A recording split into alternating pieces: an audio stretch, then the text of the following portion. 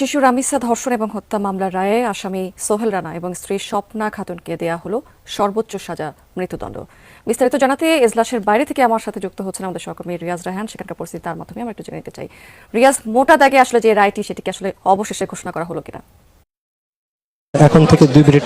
Minute হবে না অবশ্য, তার মানে 40 মিনিট প্রায় রায় ঘোষণা করেছেন। এই সংক্ষিপ্ত যে রায়, সেই রায়টি দিয়েছেন আসামি সোহেল রানা এবং স্বপ্না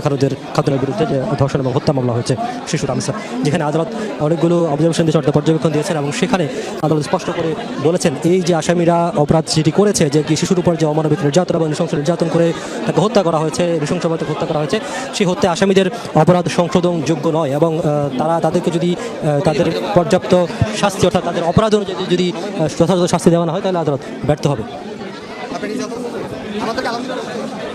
এবং আদালত সেটি বলেছেন যে তাদেরকে দিতে হবে। এবং এই রায় ঘোষণার আগে আদালত ঘটনার যে পূর্বাপর সব কিছুই বিস্তারিত তুলে ধরেছেন এবং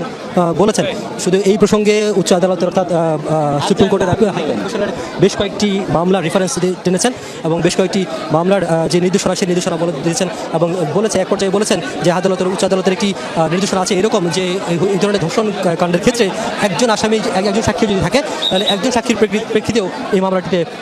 সাজা প্রদান করা যাবে। সুতরাং আদালত সবশেষ যিনি বলেছেন যে স্বপ্না খাতুন, যিনি সোহেল রানা, যে মূল সোহেল রানা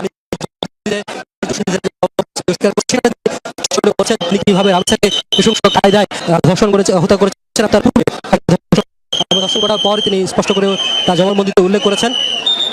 তাকে প্রথমে ধর্ষণ করা হয় এবং তারপর যখন মৃত ভাবার পরে তার লাশটি গুম করার চেষ্টা করা হয় এবং সেই চেষ্টার প্রেক্ষিতেই তার 2 হাত কেটে ফেলা হয়েছে এবং তার মাথা তার গলা থেকে বিচ্ছিন্ন করে দেওয়া হয়েছে এবং তারপর সেই মাথাটিকে খাটের নিচে একটি বালতিতে রেখে দেওয়া হয়েছিল এবং শিরোচ্ছেদ করে তার বাকি যে অংশ রয়েছে শরীরে সেই অংশটি তার পাশেই রেখে দেওয়া হয়েছিল এবং সেখান থেকে উদ্ধার করা হয়েছে। পুলিশ পরবর্তী উদ্ধার করেছে। অর্থাৎ যেভাবে 164 ধারা জবানবন্দি দিয়েছে সেই জবানবন্দির প্রেক্ষিতে যে তদন্তে একইভাবে ঘটনাগুলি এসেছে এবং 1 থেকে 16 নম্বর পর্যন্ত যে সাক্ষী ছিল অর্থাৎ তদন্ত কর্মকর্তা পর্যন্ত বাদী থেকে তদন্ত কর্মকর্তা পর্যন্ত যে সাক্ষী ছিল সেই সাক্ষীদের প্রত্যেকেই একই ধরনের বক্তব্য দিয়েছেন এবং কিভাবে শিশু রামিসাকে হত্যা করেছে এবং হত্যার পূর্বে ধর্ষণ করেছে, পাশাপাশি কিভাবে আসামি করেছেন, পালাতে সাহায্য করেছেন এবং এই যে আদালত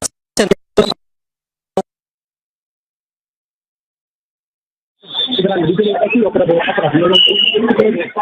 বেশ কিছু